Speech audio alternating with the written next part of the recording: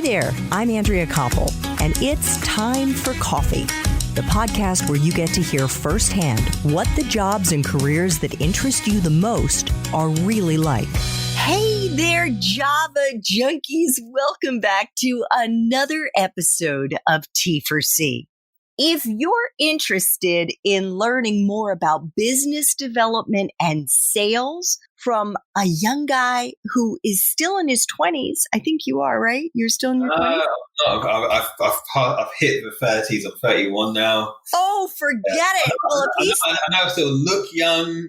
You do. You look very young. Well, anyway, this is the episode for you because my next guest is the Chief Growth Officer at CyberDuck, a digital transformation agency based in the UK. But before I introduce you to Siji Onabanjo, I want to make sure you've signed up for the Java Junkies Journal. That's Time for Coffee's weekly newsletter that comes out on Mondays and gives you an exclusive window into the guests, into professions, into career development, all of that. And it is super easy to do. If you're not signed up, just head over to the Time for Coffee website at time4coffee.org. No spaces, and the sign-up box is right there. Now, my friends, please grab your mug and take a chug of your favorite caffeinated beverage because it's time for another caffeinated career conversation. And my guest is Siji Onabanjo, the Chief Growth Officer at CyberDuck, a digital transformation agency based in the UK where Siji leads client services, new business development, marketing, as well as setting the overall strategic direction for the agency. Over the years, Siji has won Account Handler of the Year at the Wire Hives Awards. He's also been named as one of the leading business development professionals by BD 100, and he's been listed by the British Interactive Media Association as one of the most influential people in the digital industry. Siji's clients have included Sport England, the Bank of England, Heineken, International SOS, Maxi Nutrition, and Cancer Research. Siji, welcome to Time for Coffee. Are you still caffeinated on your tea and ready to go? I am, yeah. It's still keeping me going. I know. I love that intro. Wow. Oh, thank you so much. So what is your favorite caffeinated beverage in the morning? In the morning, I'd say it's a cup of coffee, a cappuccino. That is my favorite. I need that to start the day. In fact, once upon a time, I'd be having cappuccinos like 2-3 times. I'm not like, that's the most I can have before I'm bouncing off the walls, but I'd have it like throughout the day. But then interestingly, we did a project with a client based in Italy, and one of my colleagues made the mistake of having a cappuccino. I think it was after like 11 a.m. He ordered a cappuccino in a restaurant, and boys just looked at him with disgust.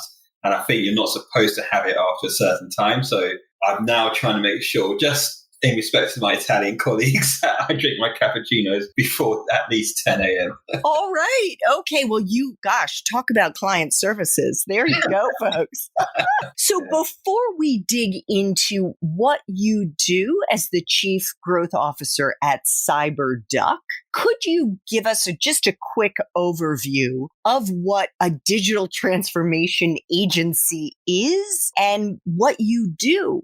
Yeah, I mean, it sounds fancy. In very simplistic terms, we are a digital agency that helps our clients with their own digital transformations. So as technology and innovation constantly changes and clients are looking to stay on top of it and adapt to it, we help our clients with that. How we do that is by helping them understand who their audience are, their users. So taking a user-centered design approach is extremely important, getting to the heart of like what their users' needs are. From that, we can then create a strategy around their whole digital infrastructure. And that would include their various websites and platforms. It would include their marketing. It may include their branding as well.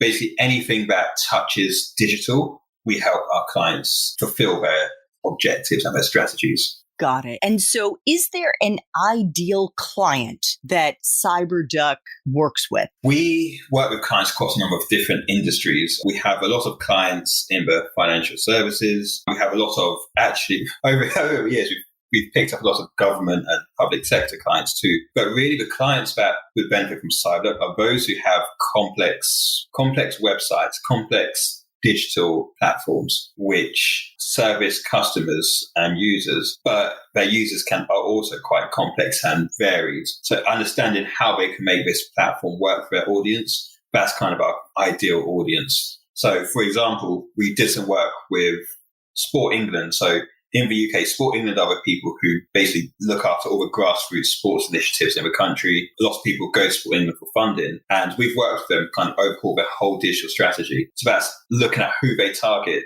who are their relevant audience, how we can really show on their own Sport England website what they do and how people can get the funding, and then help them with initiatives like their new sort of strategy that's just launched as well. We help put that together. We help with the digital side of that. Since we're in a pandemic at the moment, we help Sport England, who have kind of been the face in the UK of sports during the pandemic and trying to encourage people to stay active. We helped put together that whole digital campaign. We created a part of their Stay and Work Out campaign. We worked on the digital side of that. So creating a website, creating a platform where people can put events that they were doing, where people can join in for remote workshops or remote training sessions, things like that. That's some of the thinking that we provided to help them. And again, their audience, and the audience in reality is everyone in the UK, sort of encourage themselves with sport. So that's just one example. It really is varied. We love a challenge. I think the more complex a client's issues or challenges are, the more excited we get. All right.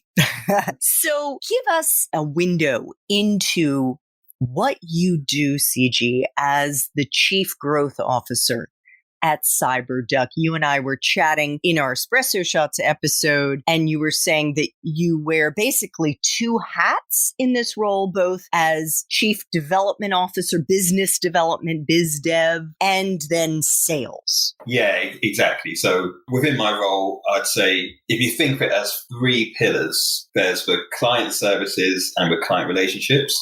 That's one of the pillars that I look after. And I have a team working underneath me who deal with that. Then there's the new business side.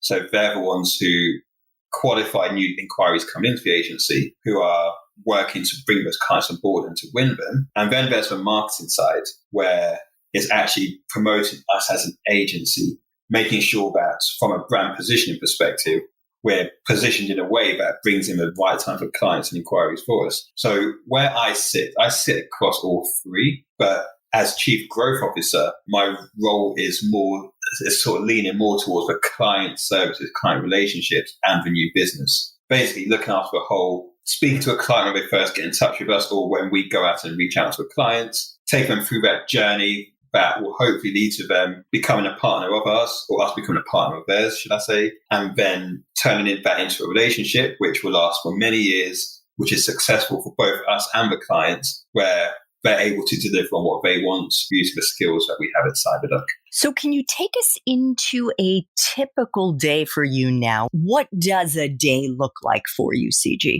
A lot of meetings. Zoom fatigue is real, I tell you that.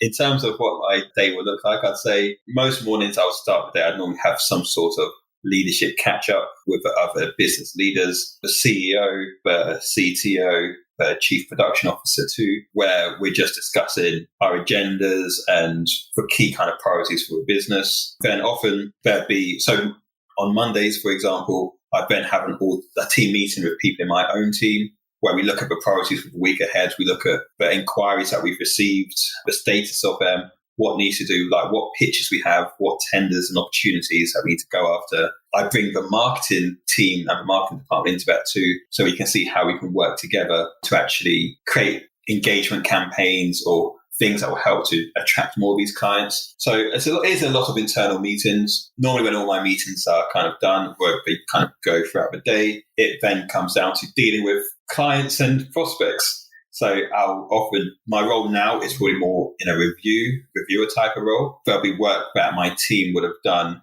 putting together proposals, putting together pitches or responses to clients, my role would be to review those, work with them to improve it, find new angles that we can use to impress clients and prospects as well. All of that's done over Slack. So heavy Slack user as well, where there's that constant communication with my team. And then I also, as Chief Growth Officer, have a few accounts that I manage personally. Like I said, I've got a team who now kind of manage lots of the accounts. I still like to be involved and I still like to take on a few accounts myself. So, for example, I'm account owner for Compare Per Market, which is a big price insurance comparison company in the UK. For the UK listeners, they'll know them by the meerkats on their adverts. So that's one of my accounts. There'll be meetings with a client where we're showcasing our work, showcasing progress, discussing how we move forward with what we're doing. I'll be part of that.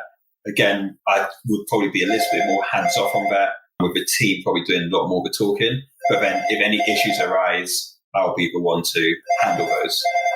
Yeah, so I think I've got to a point where I'm on those meetings with a client as well. I'll have a few of those meetings a week as well. And the follow-up actions from that, we're working with project managers on the account to see how we can further service the clients. And then there'll be, for the big pitches, big new prospects, I'll help to lead those as well. So I'll be the one to kind of put together pitch decks, work on the strategy behind the pitch, and actually go and do the pitch itself as well. That's kind of a lot of what I do. It does differ by day, but there's a lot. And then also hiring, like we're growing as an agency, and fitting in interviews around that as well are important. Well, that's great news. Congratulations that CyberDuck is growing during the pandemic. Yeah, at one point when the pandemic first started, we weren't sure how things were going to go because no one knew, to be honest. Like it's new territory for everyone. But we've built a good, solid brand over the last 15 years. And in the last couple of years, we've put a lot of work and energy into who we are as an agency, our positioning. And that's helped us to bring on board some really strong clients. And that meant that when the pandemic hit, we've got some good clients on board who fortunately they themselves weren't affected too badly by the pandemic. And it meant that there was opportunities to do more work with them around adapting to this new reality. And that's kind of helped us. So that sustained us a lot this year with existing relationships with clients. And then it's also meant on the marketing side, we've kind of gone into overdrive to really try and make up for that lack of face-to-face communication, switching our strategy as well, because it means everyone being remote actually is, I work with clients in other parts of the country or in the world, are much more convenient. So yeah, we've managed to pick up some really good wins as well, which meant that we hit our targets. So it's weird because I know a lot of people have been affected badly because of the pandemic, but one of the key things I've tried to do in my role is see how we can, in whatever way we can, turn it into a positive and help people through it. And that's kind of been how we've been marketing ourselves over the last year. And it's worked really well. That's no small feat. Siji, what do you think people who, let's just say, are starting out in business development or maybe have been in it for a while, but don't have a great success rate, get wrong? What do you think are some of the bigger takeaways that you have learned over the years that have led to your success as a chief growth officer? I would say, I say this to my team as well, especially those new into the game, and actually even those who are experienced as well, that in at least the culture of my agency and what we do, it's take that consultative approach to selling. I think that typical sales bravado type thing doesn't always work, because I think what clients are looking for is someone who can guide them through their challenge. And I think that's our role. We are that initial person who can help them with their challenge. So take a consultative approach to selling, use the softer skills of sales, win the trust of clients and bring them on board and gain their respect. Because I think sometimes sales is seen as a bit of a dirty word and people see sales and they get put off. But actually, if you look at it, the role of a salesperson is to help you understand how the agency can solve your challenges. And you do that by listening to what their challenges are, being able to communicate that back to them, but with solutions. Because the solutions that the team implement, but your job as a salesperson actually to give them some of that value, that they will then trust you and select you as the agency moving forward. So is it more listening? Yes, more listening, less talking. Getting into a sales meeting or a meeting with a client, and the first thing you're doing isn't starting a presentation about you. I'd always have a presentation ready, but I'd much rather hear from the client for the first 30, 40 minutes of a meeting. Or even if the whole meeting is just talking about the client, their challenges, That's what I prefer, because you get so much more out of the client's mouth than if you're just talking. You end a lot of salespeople probably start by open a presentation, talk about the agency for 30 minutes, and then the client doesn't have much time to talk about their own challenge. And we need to flip that on its head. We need to turn it around the other way. Find out what the client's problems are, then talk about how your agency can solve it. Not talk about your agency and hope that, all the things that you're throwing at the client, something will stick and they go, yes, we'll hire you for that. So that's kind of my approach. You mentioned in our Espresso Shots interview, and by the way, check out show notes to see if Siji's Espresso Shots episode has already dropped. But you mentioned during pitches the importance of telling a story. Could you elaborate on that? Storytelling is important. I think us as humans, we all connect with stories. If you think about your friendships and you think about people you know, what is it that kind of tends to bring people together? And it's those stories. It's like those tales of something happening and then something happening next, then the end, the solution. And I think when it comes to sales, a good way to make the client picture what you're trying to do is through storytelling. A pitch for me like a story has a beginning, middle, and end. I think part of that beginning is actually the context. So again, it's not talking about you as an agency. That's kind of at the end of the story. The beginning is actually talking about the context in which the client's problem or their challenge exists. You then get into what could potentially happen if that challenge isn't resolved, or what actually would happen when the challenge is resolved. Again, it differs depending on the client. Really great book that I'd recommend. A little side note is a book called The Hidden Agenda by Kevin Allen. Really fascinating book about understanding what the client really wants and needs behind their brief. Once you understand who your client is, and I'm not talking about the company, I'm talking about the person you're speaking to, you then adjust the story accordingly. So it could be more about what success looks like, but it could also be what does failure look like and how do we avoid that? So that's the first kind of part about storytelling. You then talk about what the solution is. That solution, again, you're not really talking about you as an agency. You're talking about from a digital perspective, what does that look like? Why is it important that you get to the heart of what your users' needs are? And when you do understand what your users want and need, how will that elevate you as a business? And that's when you can then bring in stuff about the agency. So great news is there's an agency that can help you with that. It's us, it's CyberDuck. And you bring in social proof as well. You tell stories from other clients of their challenges and how you resolve their challenges. And you pick the examples that relate closely to that of a person you're speaking to, and you show what successes look like for them. That kind of gives them the full picture.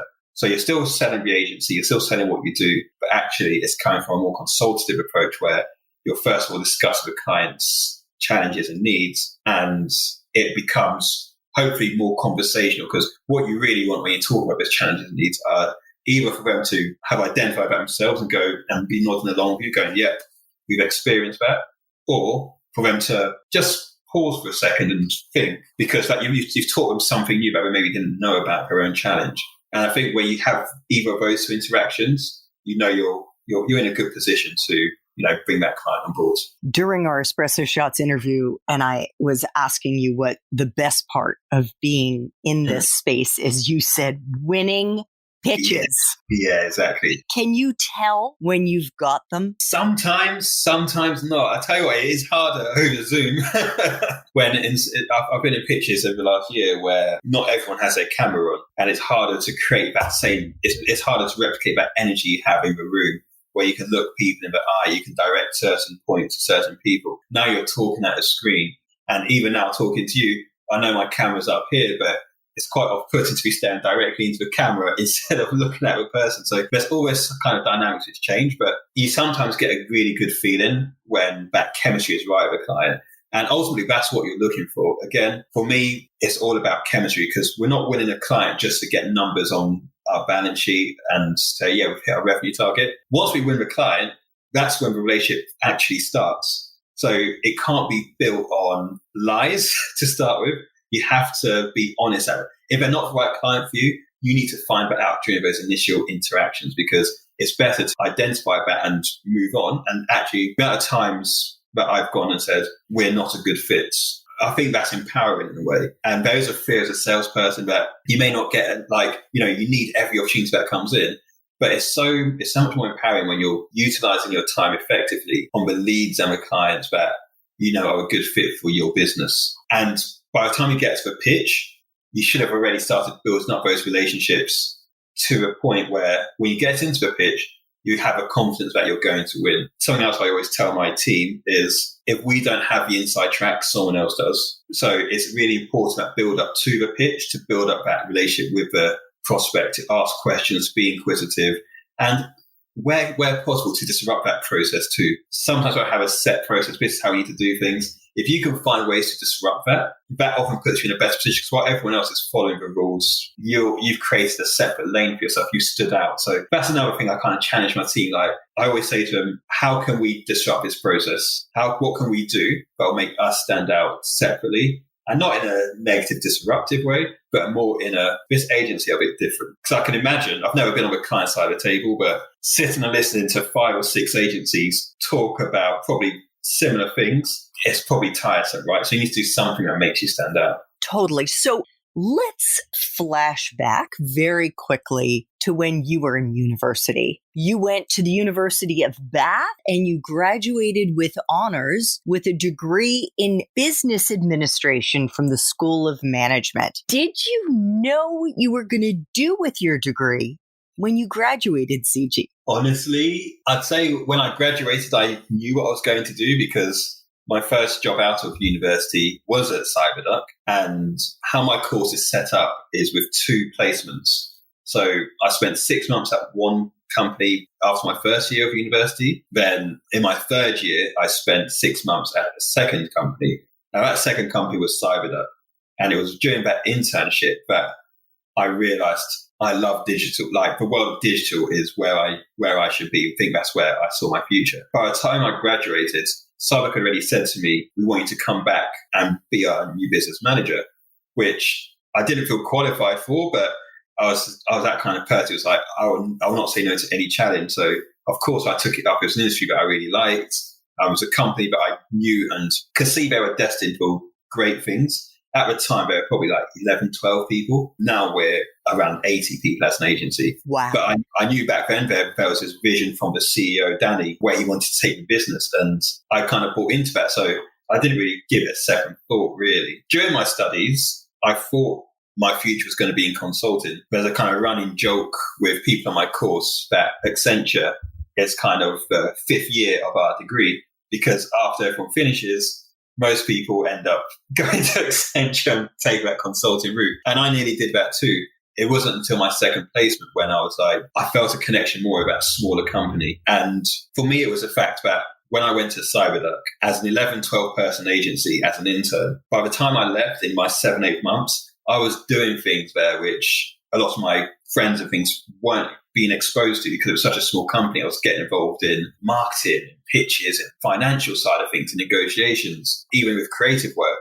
And I learned so much from that, but it made me think, I don't think I'm best suited to a big corporate company where I'm just like a small piece of a large works. I'd rather be a bigger piece in a smaller company. So that's kind of a route I ended up taking. What advice would you have for our young listeners who are still in university now about how to stand out during an internship? I'll tell you how not to do it. So in my first week as an intern at CyberDuck, I took it upon myself to change my job title. My job title was supposed to be like junior marketing intern or something like that. Within a few days, I'd changed on my email signature. I think I'd call myself like marketing executive, or maybe I might have even put senior in front of it. I don't know.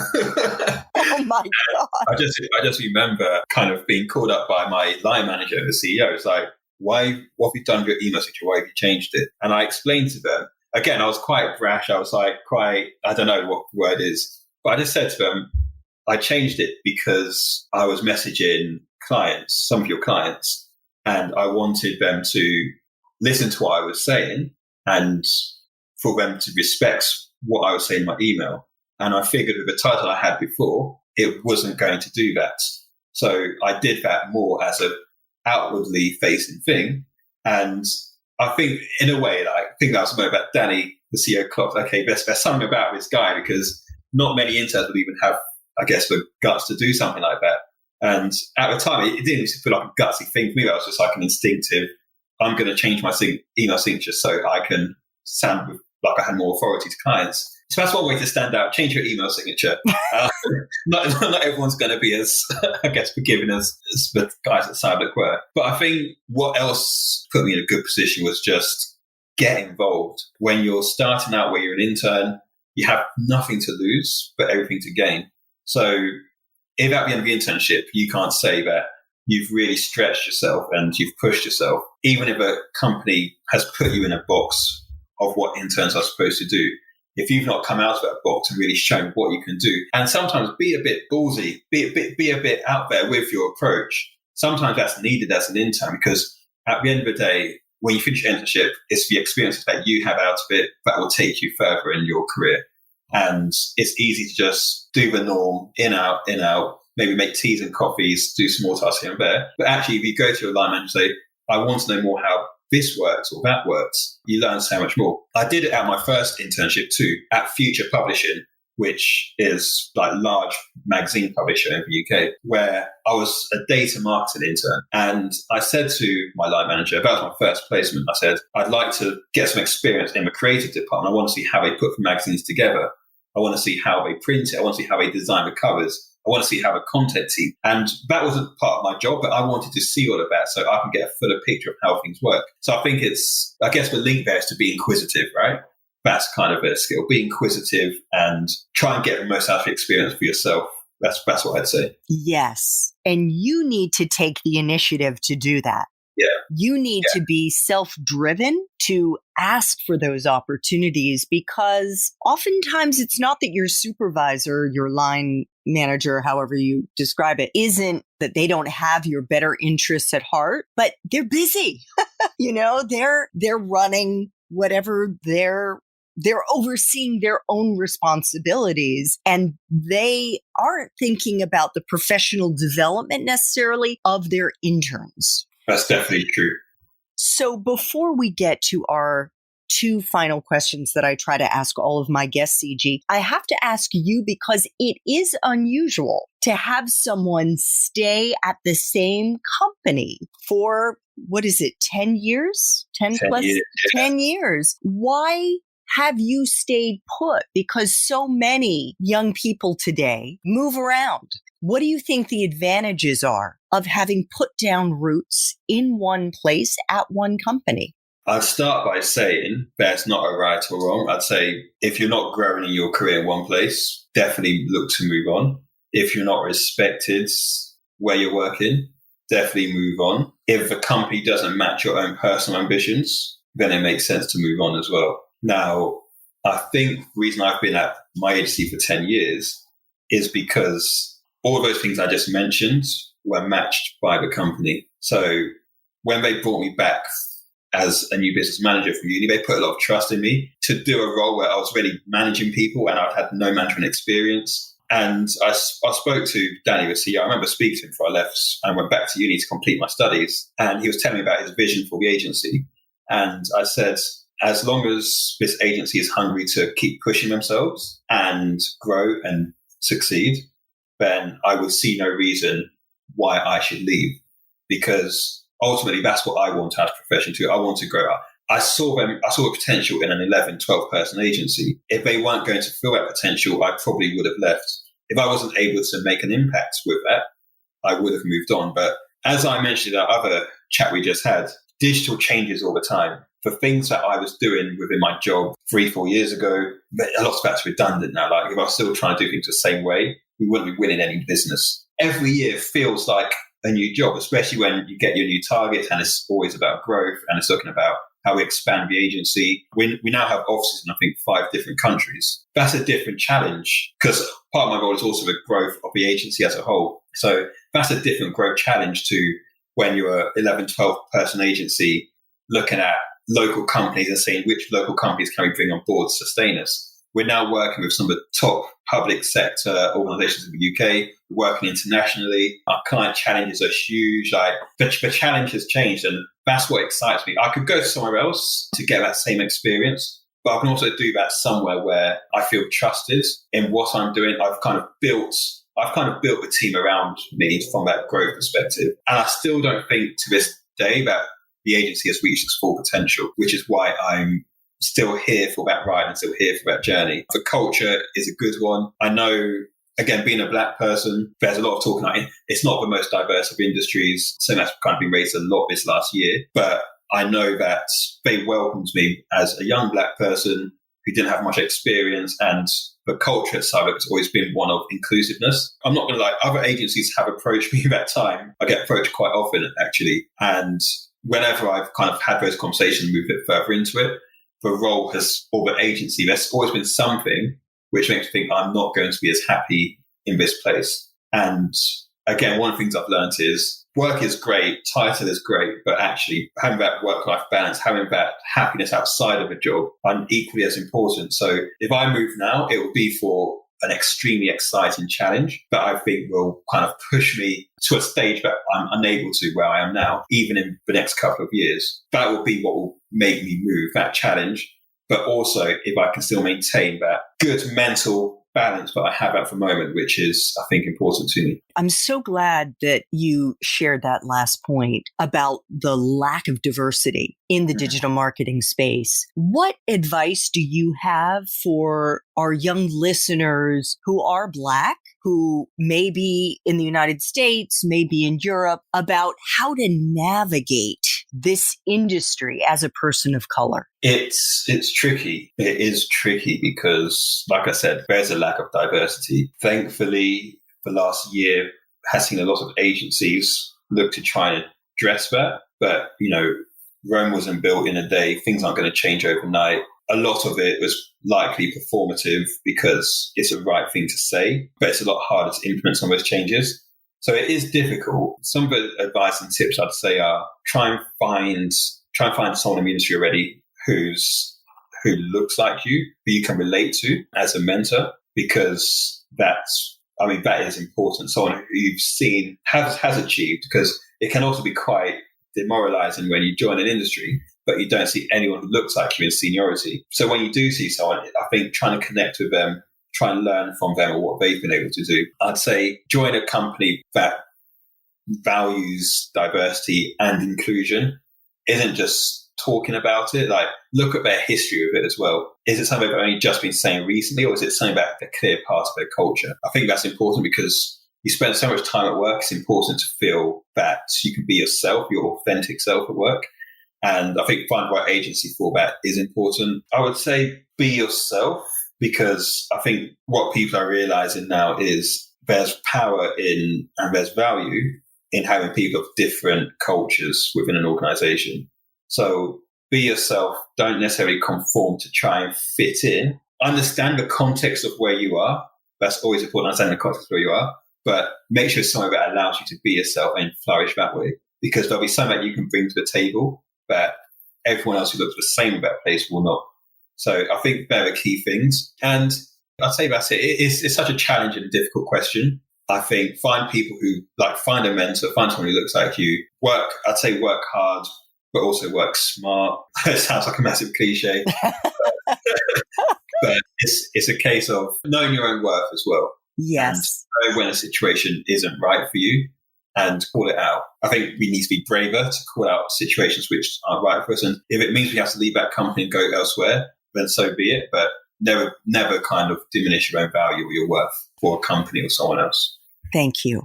So, couple of final questions, and I try to ask all of my guests these two questions, Siji, to see if you would share a time in your professional life when you've struggled, when you've had a particular challenge. You may have even failed at something. And the reason that I ask this is not to try to embarrass my guests. Far from it. It is to try to empower our young listeners who see someone like you who has made it into the C-suite and to think, well, it sounds like everything he touched turned to gold. Look at him. He got a job before he graduated from university from one of the internships he had, and it was just up, up, up, up. And maybe that has been the case. But if it hasn't, to see if you would share an experience that you've had, most importantly, to illustrate how you persevered, how you pushed through the other side, and if there was a lesson that you learned in the process. That's a good question. It's a good question to ask.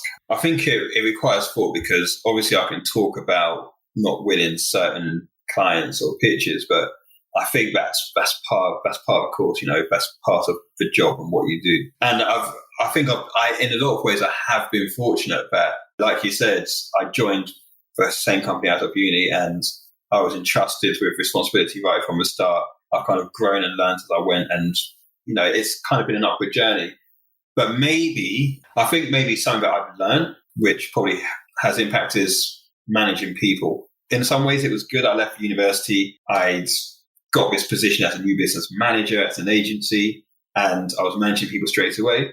But I hadn't had management experience. I maybe had a module on management at university, but I never actually managed people, and I didn't know what that looked like. I've not even really worked with enough managers to know what a good manager was or what a bad manager was. I think some of my initial decisions as a manager and how I interact with people in my team could have been better. I think there was, I'm looking back at some of the people I've managed over the years, and I feel there was some who had potential but didn't fulfill their potential at CyberDuck. And I feel my management style could have helped them reach that further. I feel being a young person straight out of uni, managing people, sometimes like twice, maybe sometimes even older than my own parents, I've had to manage. I think there's a pressure that I put on myself to be a particular way in terms of what that management style is. And I think it was only as the years went on, I kind of started developing my own style of management, which wasn't this, at times, maybe overly strict and you must do this kind of thing, but actually just be more myself in management, which is actually getting on having a mutual respect and being myself, knowing that if I didn't know the answer to something, I can say that and that wouldn't make me look like a weak manager. I think there's a tendency in the early days where if I didn't know something, or maybe I'd rush a decision, I wouldn't actually just go, you know what, I don't have the answer, but let's see if we can come to an answer together and actually have that collaborative approach. So I think that's something I've learned over time. I wouldn't really say it was a setback as much for myself, but I feel my management style has improved as the years have gone on. And I'm sure some of the people I managed in my earlier days, if I was managing them now, it would have been a different relationship and a different dynamic. Yes, I totally get that, because when I left journalism, I moved into a management role in this boutique public affairs shop and had never managed people before. And I went in as a senior vice president. And so I look at that now and I'm like, oh, I didn't know how to run a meeting, Siji. I'd only ever been in a handful of meetings because most of my time as a journalist, I was, it was myself and a producer and cameraman. So we were out there doing our thing. And suddenly you were one-to-one meetings. What was that? And, having an agenda and all of that I'd never done. And I look back on it and I just cringe at the way that I was. Yeah. So I think having that self-awareness is so wonderful, and just the maturity. I think that's what it is. I think it's that maturity, it's that growth as a person.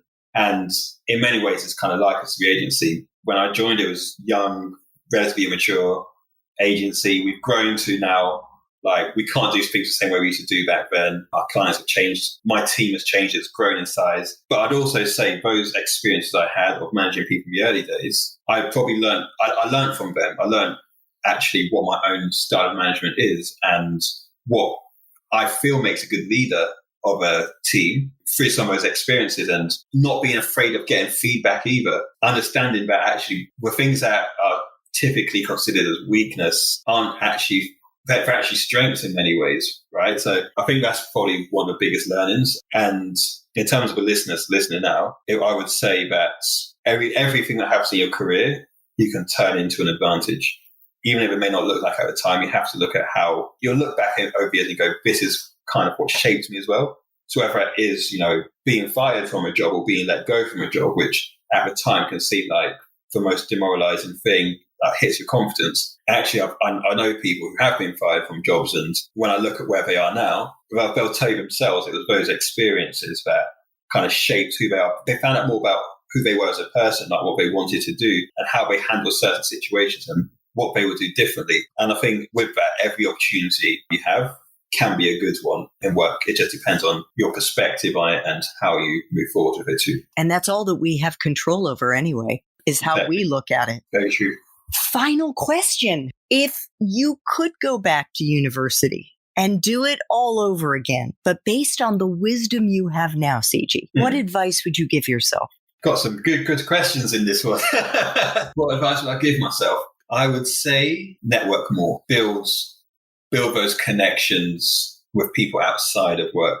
It wasn't until I left university and I joined the workplace, but I started to build my network and connections there. If I could do more of that at university, then I think that would have helped me with my career. Having other senior people or people who are already in the workplace who I can lean on for advice and expertise, things that I didn't have initially and was making up as I went along. That's one of the things. Because if I'm being honest, I enjoyed uni. I had a good social life, had a lot of fun, worked hard as well at times. Mostly fun, but at times worked hard. Built good connections with my other people in my course and things like that. But I think it was, when you think about uni, part of it is about getting a job and elevate yourself in a workplace.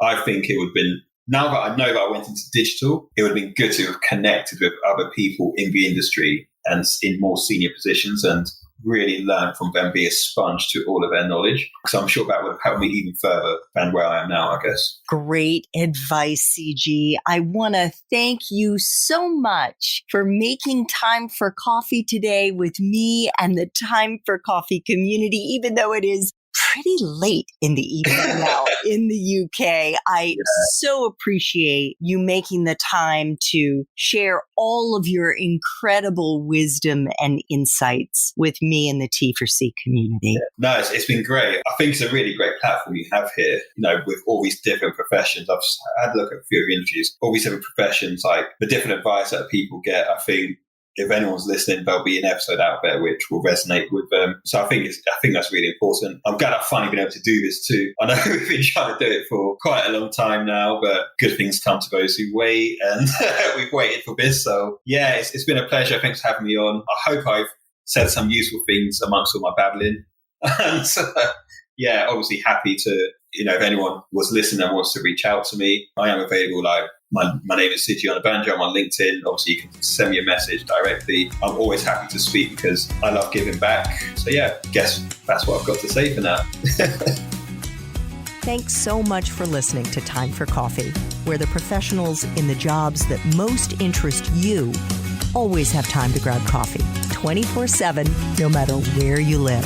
I have one quick favor to ask you. Remember to rate, review, and subscribe to Time for Coffee. Thanks so much.